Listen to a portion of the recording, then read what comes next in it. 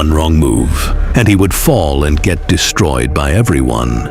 Jonathan was a simple prince of Israel. He was also the son of King Saul. He became friends with the boy who defeated the giant Goliath, David. At the time, Jonathan was promised to be the king of Israel.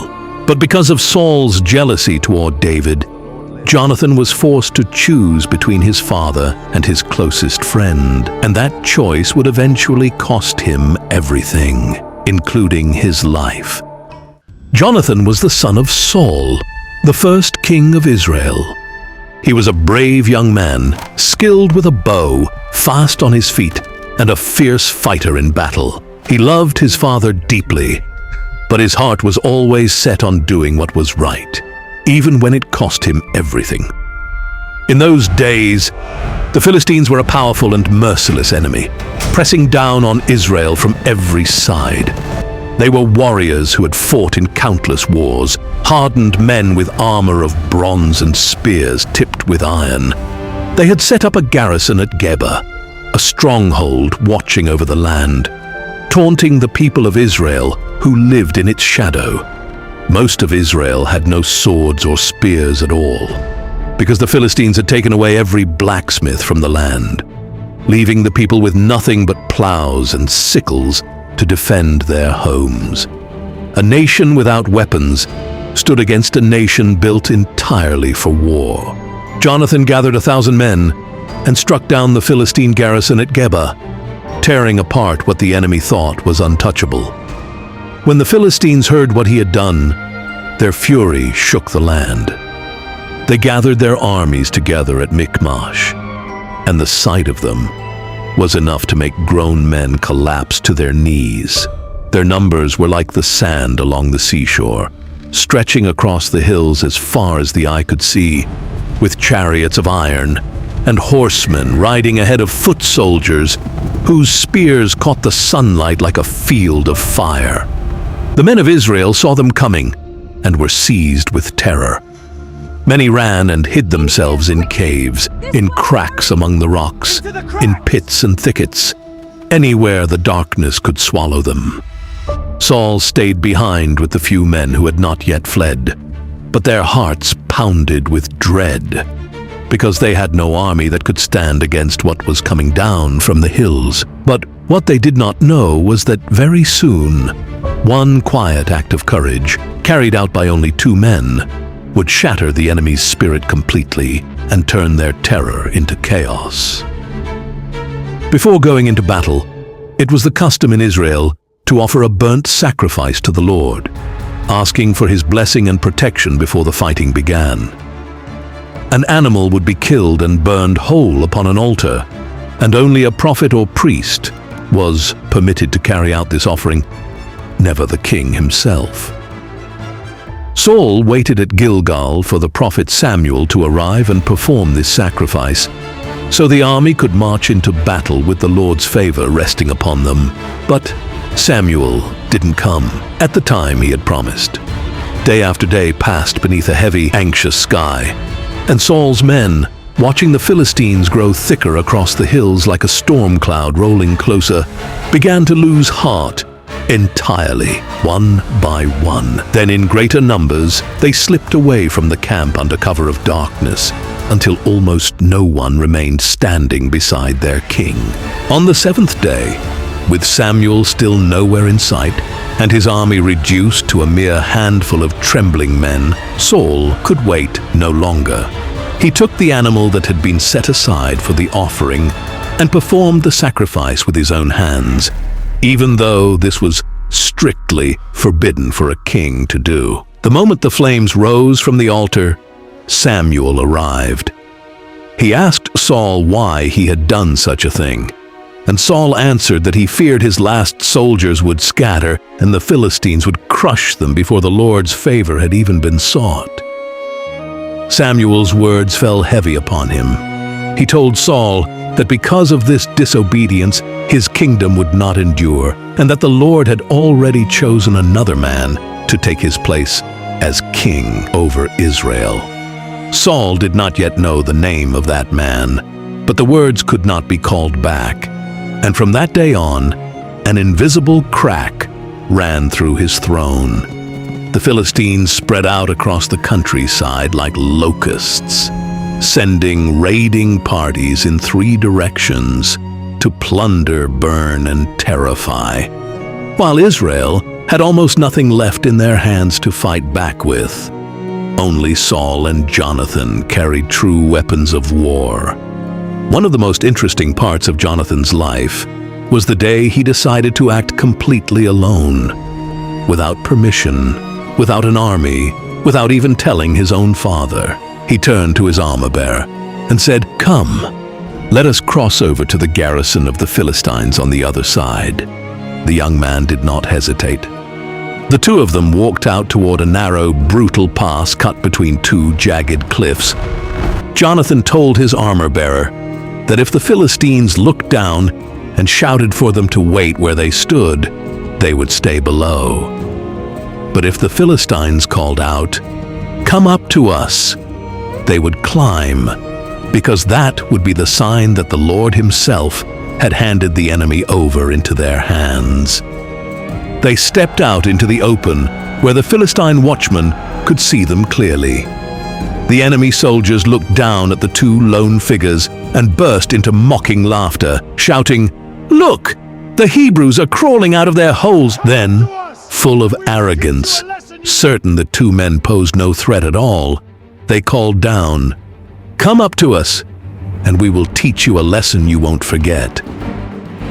The moment Jonathan heard those words, he began climbing, digging his hands and feet into the cracks of the rock face, his armor-bearer scrambling right behind him. When he reached the top, breathless and covered in dust, he struck down the first soldiers standing there before they even understood what was happening. Then something extraordinary swept through the entire Philistine camp.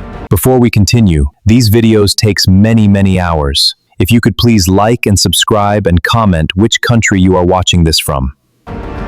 A trembling, unnatural panic, sent by the hand of God himself, tore through their ranks like wildfire. Men who had stood like an unstoppable wall of iron, before everyone suddenly turned on each other in blind confusion, swords clashing against their own brothers in the smoke and noise, as told in 1 Samuel 14.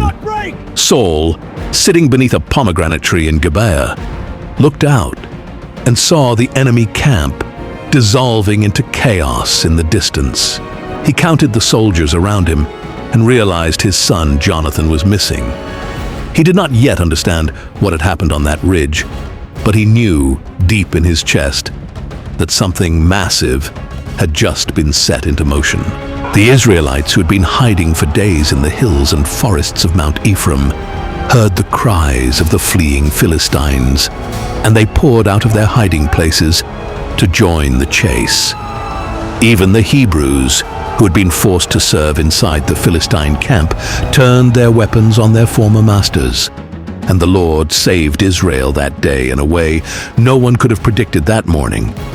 But in the middle of the chase, Saul made a reckless vow before all his men, swearing a curse on anyone who stopped to eat until the enemy was completely wiped out. The soldiers, already weak with hunger from days of fear and fasting, pressed on through a forest where wild honey dripped thick from the branches onto the ground. Jonathan, who had not heard his father's vow, dipped the end of his staff into the honeycomb and ate, feeling strength return to his tired body almost instantly. When a soldier told him of the oath Saul had sworn, Jonathan said plainly that the army would have fought far better that day with food in their stomachs instead of empty, aching bellies. By evening, the men were so overcome with hunger that they slaughtered animals right there on the open ground and devoured the meat with the blood still in it, breaking the law of the Lord without even realizing the weight of what they had done. Saul built an altar to set things right, then asked the priest to inquire of the Lord whether he should press the attack through the night and finish off the scattered enemy completely. But no answer came from heaven, only silence. Saul declared before his men that someone among them had sinned. and that whoever it was would die for it, even if it turned out to be his own son. He cast lots before the entire army, and the lot fell directly on Jonathan. Saul turned to his son, his face pale, and demanded to know what he had done. Jonathan answered without flinching, telling him plainly about the honey at the end of his staff, and said he was ready to die for it, if that was what justice required. But the soldiers would not allow it. They rose up together and declared that Jonathan had worked alongside God himself to win such an impossible victory that day, and that not a single hair on his head should be touched. So the people stood between Jonathan and his own father's blade, and Jonathan was spared from death. Sometime later, a shepherd boy named David arrived at the camp, carrying nothing more than a sling and 5 smooth stones gathered from a riverbed. The Philistines had returned again, and this time they brought with them a champion named Goliath, a giant of a man covered head to toe in bronze armor, his spear alone weighing more than most men could lift. A figure so massive and terrifying that he had mocked the armies of Israel for 40 straight days, without a single soldier daring to face him. David stepped out into the open field and struck him down with one stone hurled straight into his forehead, and the giant who had terrified an entire nation fell dead in the dirt. The Philistines, watching their champion crumble, turned and fled in terror, and Israel chased them down without mercy. When David was brought before Saul afterward, Jonathan stood watching, and something happened between the two of them that would shape the rest of both their lives. Jonathan's heart became bound to David's, as if they had been brothers since birth, and he loved him as much as he loved his own life. He took off his own royal robe and placed it on David, then gave him his sword, his bow, and his belt. And the two of them made a solemn covenant of loyalty before the Lord that neither one would ever break. But Saul's heart began to twist with a darkness that grew heavier by the day. He watched the women of Israel sing songs praising David's name above his own, and a consuming jealousy took root deep inside him. He began plotting against David in secret, sending him into the most dangerous battles he could find, hoping he would never return, and even hurling his spear at him with his own hands inside the walls of his own house. David fled the palace under cover of night, and Saul's rage only grew darker and more dangerous with each passing day. One of the hardest moments of Jonathan's life came when he was forced to choose between the father who raised him and the friend he loved as his own soul. Saul called David back, swearing on his life that he meant him no harm, but David refused to trust the words of a man who had already tried to kill him twice. He went to Jonathan in a quiet field and begged him to find out the truth hidden behind his father's promises. Jonathan agreed, and together they devised a plan. David would hide himself in the field for 3 days, while Jonathan tested his father's heart at the dinner table, sending word back through a secret signal made with arrows. At the feast, Saul noticed David's seat sitting empty. Jonathan offered an excuse for his absence, and Saul's face twisted into a rage so violent it shook the entire room. He turned on his own son, calling him a disgrace to his own house, accusing him of betraying his father's throne for the sake of a shepherd boy. He told Jonathan that as long as David drew breath, neither of them would ever sit safely upon the throne of Israel. Jonathan asked what crime David had even committed to deserve such hatred, and in a blind fury, Saul seized his spear and hurled it at his own son, the same way he once had hurled it at David.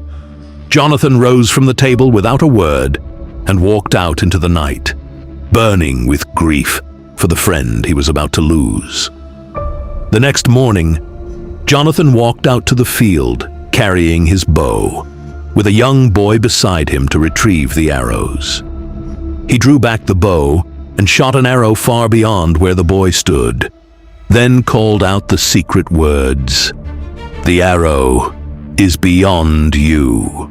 The hidden signal that told David his life was in danger and he must flee immediately. He sent the boy back into the city carrying the weapons, and once they were finally alone, Jonathan went to David, hiding among the rocks. The two men wept together in the open field, knowing exactly what this parting meant for both of their lives. Jonathan reminded David of the oath sworn between them long ago, that their families would remain bound together no matter what storm came between them. And then David rose to his feet and disappeared into the wilderness.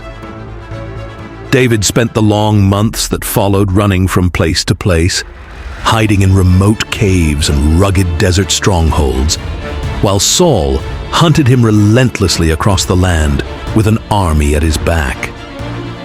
In the wilderness of Ziph, surrounded by jagged rock and scorching heat, Jonathan found him one final time. He strengthened David's hand in God, telling him once more that he would one day sit upon the throne of Israel, and that he, Jonathan, would stand faithfully beside him when that day finally came. The two of them renewed their covenant before the Lord. And then Jonathan returned home to his father's house, while David remained behind in hiding, as written in 1 Samuel 23. The years rolled forward, and the long war between Israel and the Philistines never truly ended. The Philistines gathered once more, an enormous and terrifying force, camping near Mount Gilboa and spreading their armies across the valley of Jezreel like a dark flood. Saul gathered what remained of Israel's army and camped on the slopes above them. The night before the battle, fear gripped Saul so completely that he sought out a medium for guidance, since the prophet Samuel had long since died, and the Lord had stopped answering him through dreams or priests. The spirit of Samuel rose before him and spoke without mercy, telling him plainly that Israel would fall the very next day, and that Saul and his sons would die alongside their men. At dawn, the Philistines surged forward against Israel's weakened lines, and the men of Israel began to break and scatter beneath the weight of the assault. Jonathan fought fiercely alongside his father and his brothers on the slopes of Gilboa. But the Philistine archers pressed in close, raining down arrows without pause, and Jonathan was struck down on that mountain, falling alongside his brothers Abinadab and Malchishua. Saul himself was wounded badly by the arrows, and rather than be captured alive and dragged in chains before his enemies, he fell upon his own sword. Seeing the king dead on the ground, his armor-bearer did the very same. The Philistines returned the next day to strip the bodies of the fallen, and there, among the dead on Mount Gilboa, they found Saul and his 3 sons lying together. They cut off Saul's head and hung the bodies of the king and his sons upon the wall of Beth-shan for all to see. When the men of Jabesh-Gilead heard what had been done, they marched through the night without rest, took the bodies down from the wall, carried them home, and buried their bones beneath a tree, mourning for 7 long days. Far away, David received word of the battle from a messenger who had fled the slaughter at Gilboa. When he heard that Saul and Jonathan had both fallen on that mountain, he tore his clothes and wept bitterly, and every man standing with him did the same. David composed a lament for the 2 of them, and commanded that it be taught throughout all of Israel. And in it he spoke of his friend, calling him dearly loved, swifter than eagles, stronger than lions, grieving that he had fallen in the very midst of the battle. These videos takes many hours. If you could please like and subscribe and comment which country you are watching this from.